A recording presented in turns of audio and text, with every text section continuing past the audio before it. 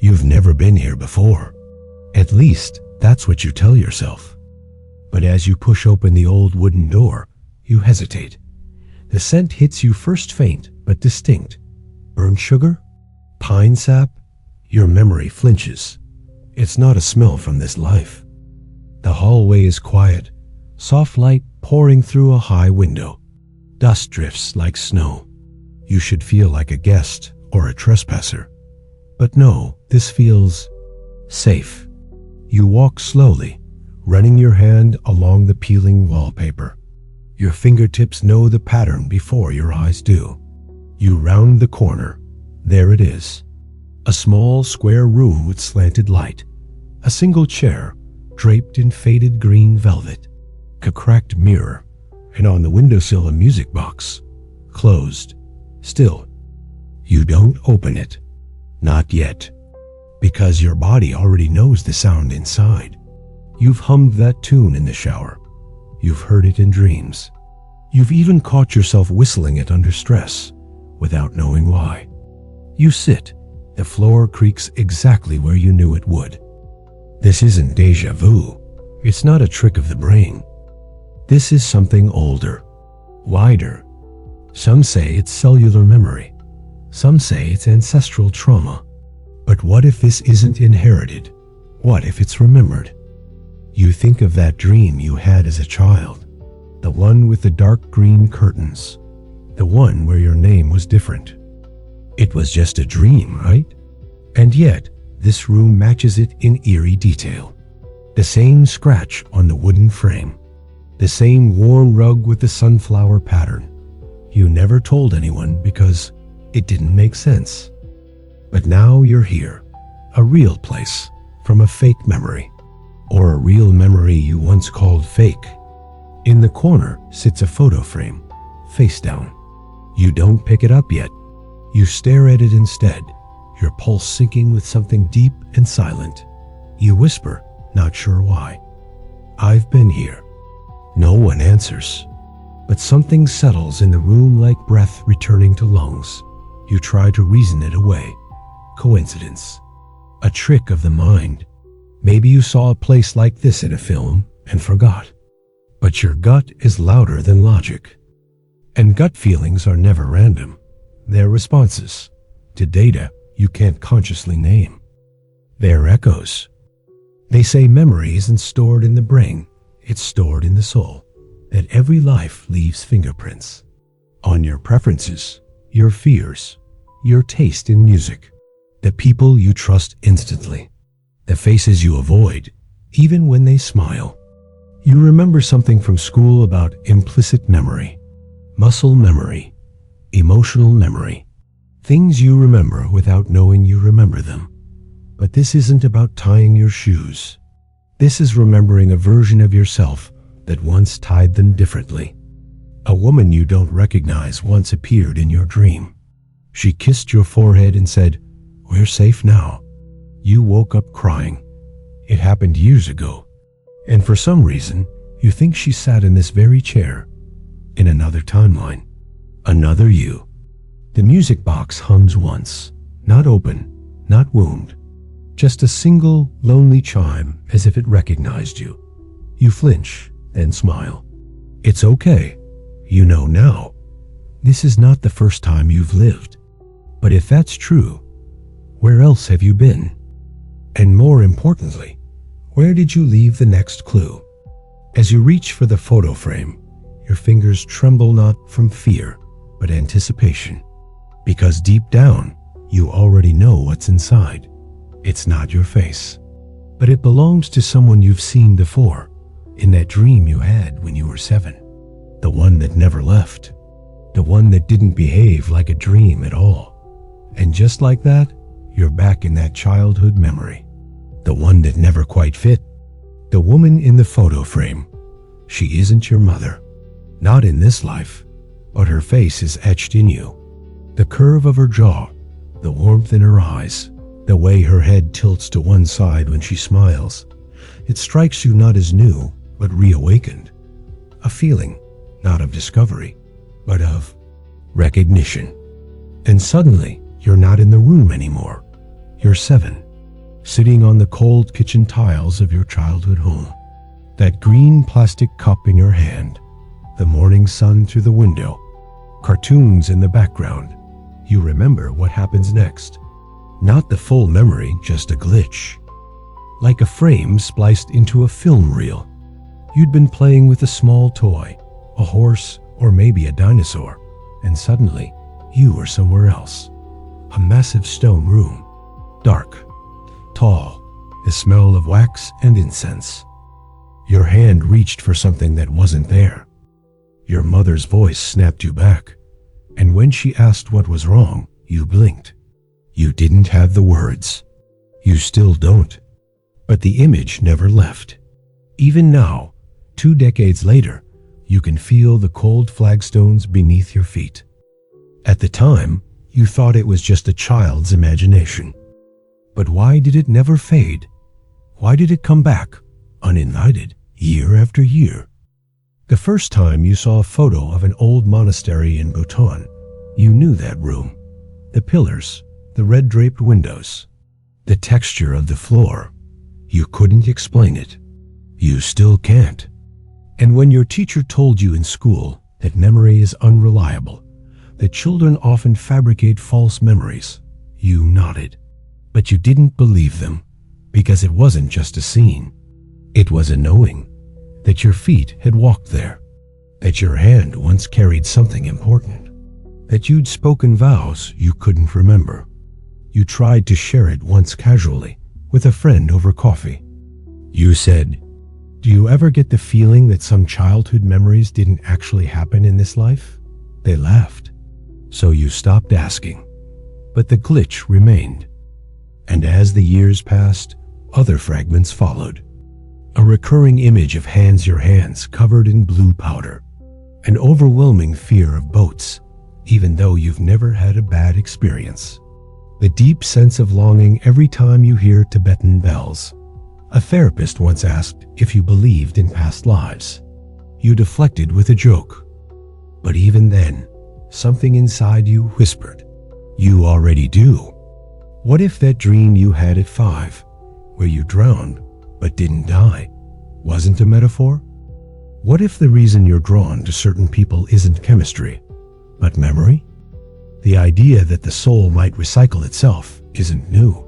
It spans continents and centuries. Hinduism, Buddhism, the Kabbalah, even certain indigenous traditions, all speak of the spirit returning, learning, refining. But you don't need scripture to believe. You have your own gospel, written in odd dreams, in fears that make no sense, in that persistent tug on your chest when you pass the same crooked tree on your walk home. It's not dramatic, not mystical, just a gentle knowing, like walking through fog and suddenly finding your hand resting on a doorknob, without remembering how you got there. So many people dismiss childhood memories, call them half-built, incomplete, unreliable, but maybe they're raw, unfiltered, less censored by logic. And in that rawness, they're closer to the soul's memory than anything you acquire as an adult. A glitch, yes, but not an error. A bleed-through. And maybe, just maybe, your soul was trying to remind you, before life got loud, before logic made you forget, before the world convinced you it was impossible. You breathe in sharply, the photo frame in your lap. The room around you flickers. Just for a second, you hear a chant. Deep, echoed, not in your ears but in your bones. You blink. Back to the present, back to the chair. But something's shifted. You can't unremember what you just saw. And now you're wondering, if memory can travel across lifetimes, can trauma, can love, can guilt? You set the frame down. And for the first time, you feel like you're not alone in the room, not haunted, just accompanied by versions of yourself you've long forgotten. And that's when it starts. Little things, repeated phrases, the way you always choose the window seat, the same type of person you fall for, the same mistake again and again. At first, it feels like coincidence, then like fate. But soon it begins to look deliberate, almost like a trail. A map you left for yourself, life after life. At first, it's subtle, barely noticeable. Just the way you always reach for the same color shirt in a store, even when you try to be different this time. The way you always fall for the same kind of person, not in looks necessarily, but in energy. That quiet intensity, that half smile you can't help trusting, even when history tells you not to. You start tracing lines backward, and something clicks. Your life has loops. You've walked into the same arguments, the same dead ends, the same dizzying joys. As if your story is spiraling, not unfolding. You think of that quote, you can't remember who said it. History doesn't repeat itself, but it rhymes. Well, your personal history? It's practically a chorus. You move cities. You change careers. You delete names, reinvent yourself. But the same themes come crawling back like vines through a cracked window. And then there's the number thing. You never noticed it until now, but 108 keeps appearing. It was the number on your dorm door, the total bill at the bookstore when you weren't paying attention, the license plate that cut you off right before you met someone who would change your life. You Google it. 108 sacred in Hinduism, 108 beads on a mala, 108 energy lines converging at the heart chakra. It shouldn't mean anything, but it does. Because once you see the pattern, it won't let you unsee it. You start to keep a list, the strangers you've met who felt like old friends, the places that made your heart ache with familiarity, the songs that always arrive when you need them, the dates that carry an invisible weight. It's not random. It never was. And now, you wonder what if you left these behind for yourself. Not consciously, of course. Not like breadcrumbs in a fairy tale, but as impressions, as energetic echoes. You remember how children play hide and seek and giggle from their hiding spot before anyone finds them. Maybe your soul does the same. Maybe the repetition isn't punishment. Maybe it's guidance. Like a compass swinging north again and again until you finally listen. You think of your dreams. The house that appears again and again. It's always in fog, always near water, always slightly unfinished. You tried to draw it once, a crude sketch in a journal you eventually threw away. But now, you realize it's the same floor plan as that meditation center you visited by accident last year. The one you swore felt like coming home, even though you'd never been. These aren't accidents. Carl Jung called them archetypes, symbols etched into the collective unconscious. But what if they're not just shared symbols? What if they're your symbols? Your own mythology bleeding through from lives you've lived before? Maybe you weren't always you, but maybe you always leave the same trail. Your habits, your fears, your unexplainable preferences, they're all points on a map. A map that only makes sense in reverse. You look at your bookshelf. All the books about the nature of time, free will, dreams, rebirth. You didn't choose them randomly. You were looking for something. You still are. Even your phobias seem less like quirks and more like echoes. Why the irrational fear of deep water? Why do you freeze up in hospitals? Why do open planes make your chest tighten, as if you're being watched? You pause. Suddenly, you remember something your grandmother once said. You were 9. She'd looked at you, gently, and said, "You've got an old soul. Don't let the world make you forget." At the time, you rolled your eyes. But now, you realize she wasn't talking about wisdom. She was talking about memory. Your soul has a pattern, and now you're seeing the blueprint. But here's the strange part. The patterns aren't just emotional. They're architectural, temporal. You always seem to meet key people in spring. Big shifts always come right after illness. You get stuck when you ignore music. You open when you write. You fall apart when you lie. Even your healing has rules. It's almost like your soul is following a rhythm, a design. But whose? Yours? Or something deeper? And if that's true, can you change the pattern? Or are you simply tracing the same mandala again and again until it dissolves? You close the notebook. No answers yet. But this much you know, you are not a blank slate.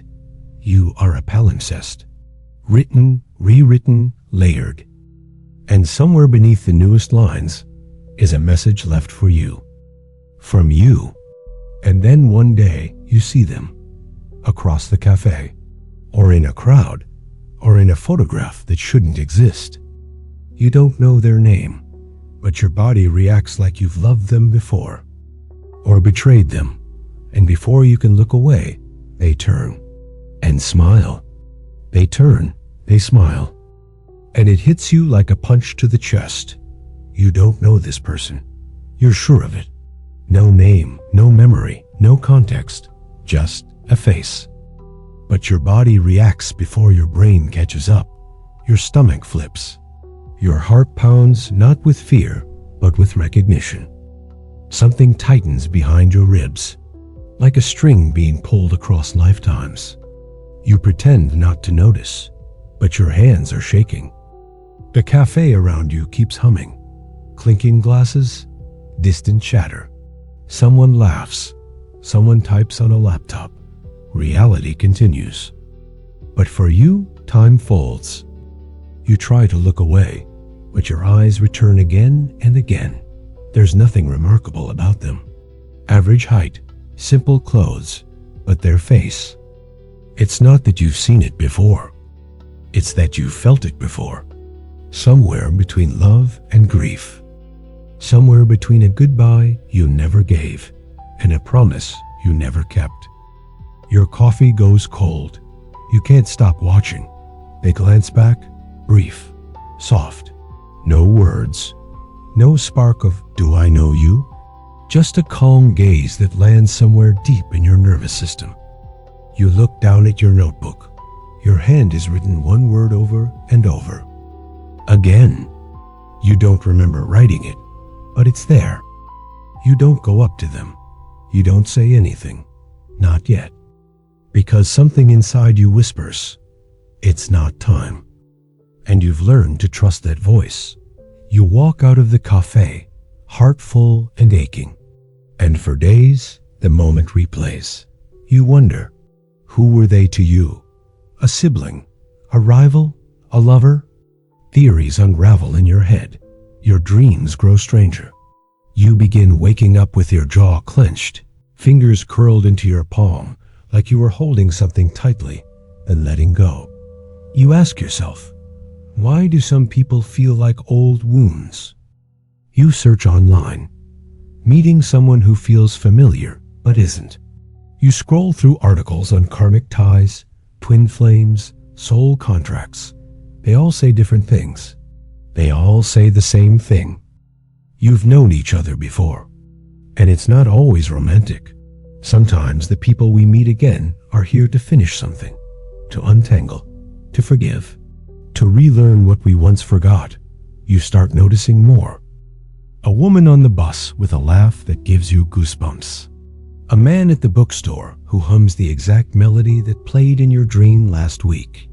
A child on the sidewalk who looks at you like they remember something too. Your world tilts. It's not that you're imagining things. It's that you're finally seeing. The edges between lifetimes aren't clean. There's bleed, overlap, soft echoes left in the faces of those who cross your path.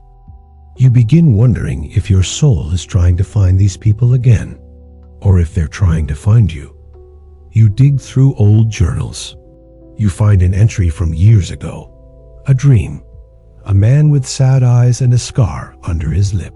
He says, "We didn't finish." You'd forgotten that dream, but now you remember the cafe, and you remember the man. Same eyes, same scar. You close the book slowly. You're not imagining things. You're remembering them. Even the way they walk away without knowing you feels scripted. Like it happened before. Like it had to happen again.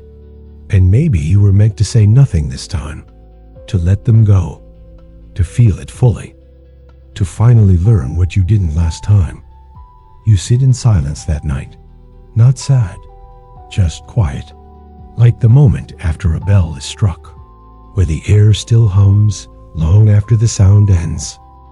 You think of all the faces that passed you without a second glance, and wonder how many of them once held your hand, or called your name.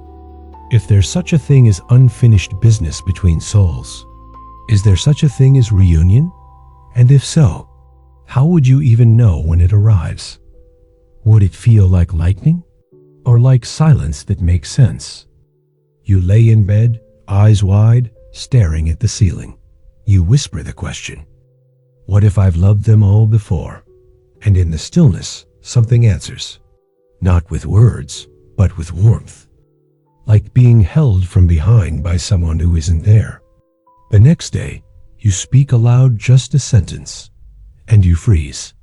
Because for a moment, it doesn't sound like you. There's something in your tone. Older, wiser. Not like an echo. More like a memory trying to speak through your mouth. You're brushing your teeth. Ordinary. Boring. Just another night. But as you spit the foam and glance up at the mirror, you mutter something. Maybe a half joke. A sigh. A throwaway sentence meant only for yourself. Except that's not your voice. Not fully. Not entirely. It comes from your mouth, but it doesn't belong to you. Not the tone, not the phrasing, not even the rhythm. It's older, gentler, like someone else tried to speak through you. You freeze. It's not traumatic. It's not creepy. But your skin prickles all the same. You replay the sound in your head, that slight accent, the warmth in the vowels. The feeling that the words didn't rise from your throat, but from somewhere deeper. You lean closer to the mirror, and for a flicker, just a flicker, your face doesn't look like your face. It looks like someone remembering you. You blink. Gone. You laugh it off, kind of, but the unease stays. And that night, in bed, you listen. You begin noticing how often you talk to yourself, in whispers. In mutters, in jokes no one else hears. But who are you talking to, really? And who might be answering? You recall something your friend told you once, about a monk who claimed to hear past versions of himself speak in moments of silence. He said, sometimes it's not memory, it's resonance. At the time, you thought it was beautiful. Now you think it's terrifying. Because it's happening to you. You begin noticing more. Little phrases you've never said before. Turns of speech that feel like borrowed robes. Even your laughter feels off sometimes, like it belongs to someone else entirely. You wonder, is your voice a collage of every self you've ever been? You wonder, is your voice a collage of every self you've ever been? If your body is a house, maybe your soul leaves fingerprints on the walls. One night, half asleep, you catch yourself speaking in a language you don't know. Just 3 words. They vanish the moment you wake, but the feeling stays. Your throat tingles, like you spoke something ancient, something sacred. You spend days trying to remember the sound. It doesn't return. But your curiosity does. You start recording your voice. Not out of paranoia, out of longing. You play it back. Nothing strange. But the way you pause, the softness in certain syllables, it's as if someone else once loved these words, and the muscle memory of that love still lives in your mouth. You think about babies mimicking sounds before they understand meaning. You think about how songs get stuck in your head you've never heard before. You think about how sometimes, in grief, people speak out loud to no one and feel heard. And maybe that's the point. Maybe your voice isn't a single identity. Maybe it's a chorus, and somewhere within it, an older version of you is still singing. You close your eyes. Let your breath slow. You speak aloud, deliberately. I remember. No context. No object. Just the phrase. And for a heartbeat, the room hums. Like a tuning fork hit somewhere far away. The silence that follows isn't empty. It's pregnant, as if something has been waiting for you to say it first. And now that you have, you feel a thread pulling you inward, not backward, inward. Like a tunnel lined with echoes. Like a library filled with forgotten voices, all yours, all waiting. That night, you dream again, but it doesn't feel like a dream. There's a sky impossibly violet, hands reaching, a whisper in your ear, not in English, not in fear, but in reunion.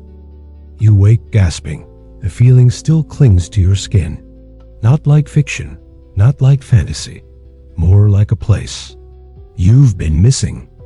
The sky's too close, not above you, but around you, folded in, pressed tight, purple, almost bruised.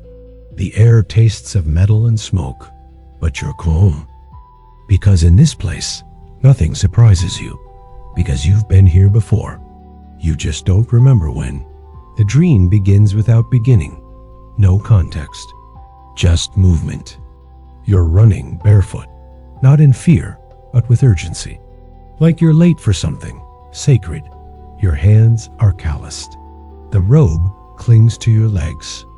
The buildings around you are massive, made of stone too smooth to be ancient, but too broken to be new.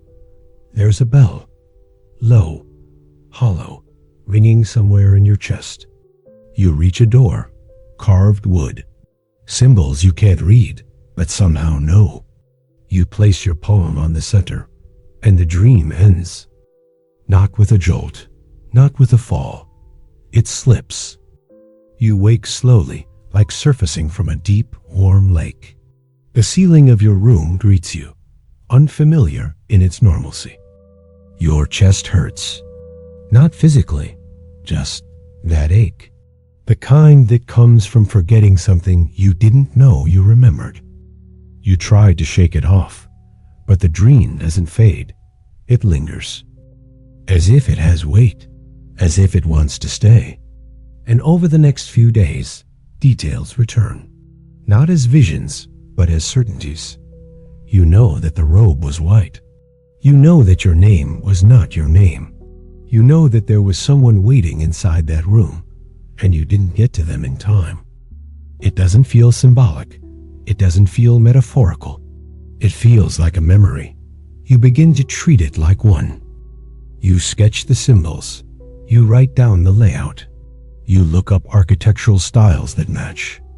Your search leads nowhere and everywhere, because none of it exists, but all of it feels true. Friends say it's just a vivid dream. Your rational mind tries to agree, but your skin doesn't buy it. Your heart doesn't either. The dream becomes a shadow that follows you through your day. When you zone out on the train, when you stir sugar into your coffee, when you hear wind through trees in a certain key. And then, one night, it returns. Same door, same bells, same sky.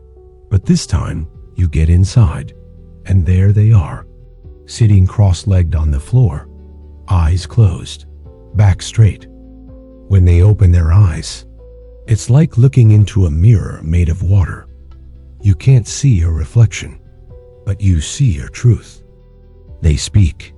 You don't understand the words, but the meaning bleeds into you anyway. You came back. That is enough. And then nothing. You wake up trembling, not from fear, but from remembering something that never happened. Or rather, that hasn't happened yet. You begin to question the nature of dreams. Not all of them, just the ones that repeat, the ones that grow, the ones that refuse to fade. Some dreams dissolve by lunch, but some Some build themselves like memory scaffolding, expanding layer by layer, image by image, as if waiting for you to be old enough to receive them fully.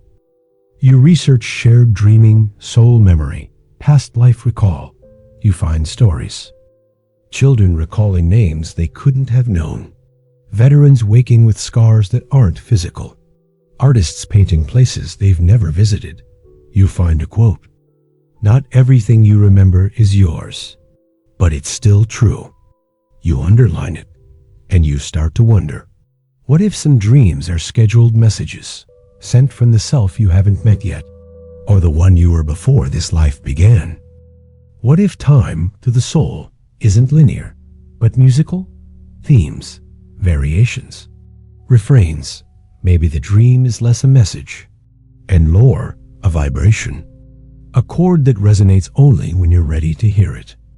So you whisper in the dark just before sleep, "I'm listening." And for the first time in weeks, you feel still, not empty, just open. And then one morning, you're offered something. A job, a trip, a conversation. You almost say no, but something in you, wordless ancient, says yes, and you realize this decision isn't new. You've made it before. You almost say no. It's a small thing, a last-minute invitation, nothing urgent. A friend needs a +1 to a lecture. A philosopher you've never heard of. A topic that sounds like nonsense. The memory of choice, reincarnation, and moral weight. You start to type. Can't make it, but something stops you. It's not logic, not guilt, just a small tug in the chest, like a string being pulled from somewhere far beneath language. You delete the message. You type, sure. A moment passes, but something in you settled, like dust returning to ground. You go. It's nothing dramatic. Fluorescent lights.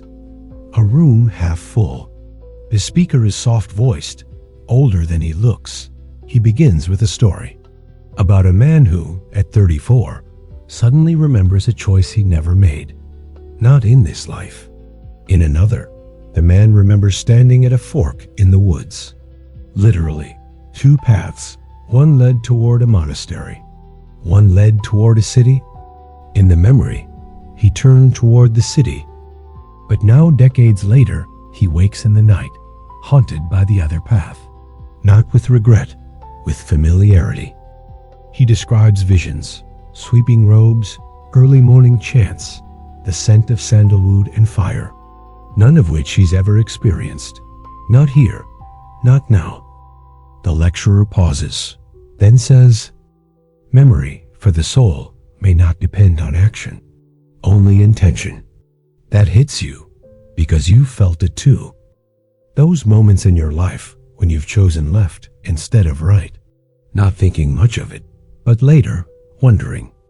You remember the email you never sent, the number you never called, the flight you almost booked, and yet, some part of you remembers what would have happened if you had, not in specifics, not like a vision, but like grief.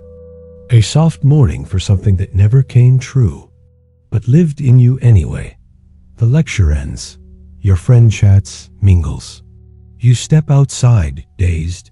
The city air is cold. Somewhere nearby, a busker plays cello. You close your eyes, and you remember. Standing in a train station 5 years ago, ticket in hand. 2 destinations. You chose A, but now you swear you can remember both outcomes. One led to a broken heart. The other, you don't know. Only that it felt lighter, and you realize this isn't déjà vu. This is a soul echo. A memory not of events, but of potential. Of lives you almost lived. Of people you almost became. You walk, mind spinning. What if your soul exists outside of time like a tree, branching in all directions? Each choice a limb, each limb a life. And what you feel now, these strange pulls, this ache for what never was, is simply your roots stretching backward, not regret. just recognition. The road not taken isn't lost. It's parallel. And some nights, when the world is quiet, you hear footsteps echoing down it. Your footsteps. In a version of you who chose differently. You wonder if there are versions of you that turned away. Do they feel you too? Are you a ghost in someone else's memory of a different choice? And if so, what binds all these selves together? You pause at the corner, cross the street. A stranger holds the door open for you. For just a second, your eyes meet. A flicker, not recognition, but curiosity. And something in you whispers, I've seen this before. But maybe not here. Maybe in the version where you said yes sooner. Or the one where you never hesitated. Maybe the self you almost became is watching from the edge of your choices, cheering you on, or waiting. And maybe, just maybe, there's no such thing as a single lifetime. Only overlapping stories. Each whispering across the veil, I remember you, and I'm still listening. You get home and feel it again. The grief, out of nowhere. No trigger, no event, just a weight in the lungs. A sadness with no name. And for the first time, you wonder, what if some of the pain you carry doesn't belong to this life at all? You wake up crying. There's no dream, no nightmare. Just tears slow, steady. And a heaviness in your chest, like someone pressed a stone into your ribs while you slept. You sit up. The room is quiet. Too quiet, like the world is holding its breath. You wipe your face, confused. There's no reason to feel this way. No bad news, no heartbreak, no recent loss. Just this ache. It doesn't belong to anything, and that's what scares you. It feels borrowed, inherited, like emotional déjà vu. You make tea. You try to shake it off, but the feeling stays all day. And that night, it grows, not louder, deeper, like water rising under the floorboards. You lie awake, staring at the ceiling, asking yourself, where is this sadness coming from? And something in you answers, not here, not now, not this life. The thought feels ridiculous, and also right. You think of the child who panics at loud noises, though no trauma has ever touched her. The man who mourns the ocean he's never seen. The girl who flinches at fire without knowing why. What if not all wounds are earned? What if some are remembered? You start to trace your pain like a detective with no suspect. You think about the way your heart races in hospital corridors. The way you feel shame when asking for help, even though no one ever punished you for needing it. The way you sometimes weep at music with no lyrics, as if the melody is saying something only your body understands. You remember once years ago, you walked into a cathedral while traveling. You weren't religious. You didn't even mean to go in. But the moment you crossed the threshold, your knees buckled, and you cried deep, wordless sobs, as if grief had been waiting inside the stone walls just for you. It didn't make sense. Still doesn't. But now, maybe it does. Maybe you weren't crying for yourself. Maybe you were crying through yourself. Maybe the soul stores pain like water, carried in different vessels until it finally spills. And maybe you are the vessel now. You read about epigenetics, how trauma lives in DNA, passed down, encoded. Science calls it inherited memory. Spirituality calls it karmic residue. You just know it feels real. You start journaling the pain when it shows up, not trying to solve it, just witness it. Let it speak. And sometimes it whispers names you've never heard, places you've never been, regrets you've never lived. Yet you feel all of it, like old ghosts pressing their palms into your skin. You whisper aloud, I don't know where you come from, but I see you now. And in the silence that follows, you feel something shift, not release, not yet, but recognition. And sometimes, that's all the soul needs. You think of all the people walking the earth right now, carrying invisible wounds, people who cry at certain lullabies, who hate mirrors, who feel a sudden rush of guilt when they pass a stranger's grave. None of it random. Some of us are healing old stories without ever reading the first chapter. You wonder, what if you agreed to carry this pain? What if the sorrow you feel isn't punishment, but a thread in a tapestry being rewoven through lifetimes? What if you're the one strong enough to feel it fully, so someone else doesn't have to? You lie down, the tears still on your cheeks, but now they feel holy. Not empty, not broken, just ancestral, just ancient, just remembered. And then one night, you dream again. A voice calls out to you, not your name, but something older. You turn, and before you wake, you whisper it back, a name you've never heard, but that your heart immediately recognizes. You're in a corridor, long, narrow, lit only by candles. The walls are carved symbols you don't recognize, but somehow understand. Not with your mind, with your breath. Each step forward feels like moving deeper into yourself. Then you hear it. A voice, soft, steady, genderless, calling a name, not your name, but a name, one that sends a jolt down your spine.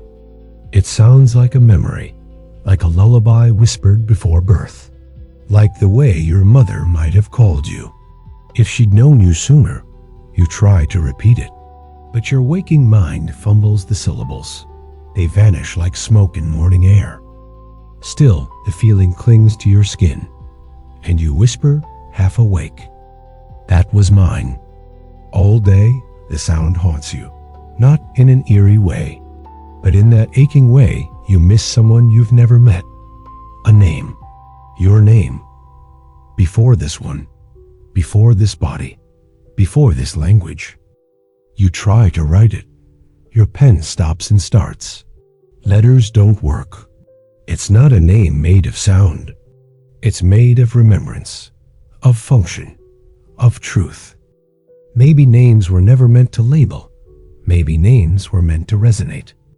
You think about how, in certain spiritual texts, the soul is said to have a true name, one spoken only once, at the beginning of its existence. A name no one can give you, a name you must rediscover. You wonder, what would happen if I spoke it again? Would the universe turn its head? Would the illusion around you shatter? Would you dissolve into all the versions of you, stacked like light through stained glass? You start noticing how uncomfortable you are with your own name sometimes, how foreign it feels on certain days. Like a mask that no longer fits. You flinch when strangers call it. You feel hollow when you sign it. It's not rejection. It's just, you've grown past it. Or maybe, grown towards something older. You think of reincarnation again. How some traditions say you choose your name before birth, as a kind of signal to yourself. A riddle. You dig through baby name meanings, ancient words, sacred languages. Nothing fits. Not quite. But that night, you write a word in the corner of your notebook. You're not sure where it comes from. It flows out of your hand, not from thought. You stare at it. Something inside you goes still. You don't know what it means. But your body does. Your breath slows. Your chest opens. Your eyes sting not from sadness, from recognition. It's like finding a key you didn't know you'd lost. You start whispering the name softly, not to test it, to remember it. And each time, it feels more like home. Not because of sound, but because of silence. The way everything around you listens. You carry the name with you for days. Don't say it aloud anymore. Just feel it. Like a stone in your pocket. Heavy, comforting. And every now and then, you hear it again. In the wind, in music, in the spaces between people's words. The universe, it seems, is calling you by who you were. Or maybe who you've always been. And now, you're starting to remember.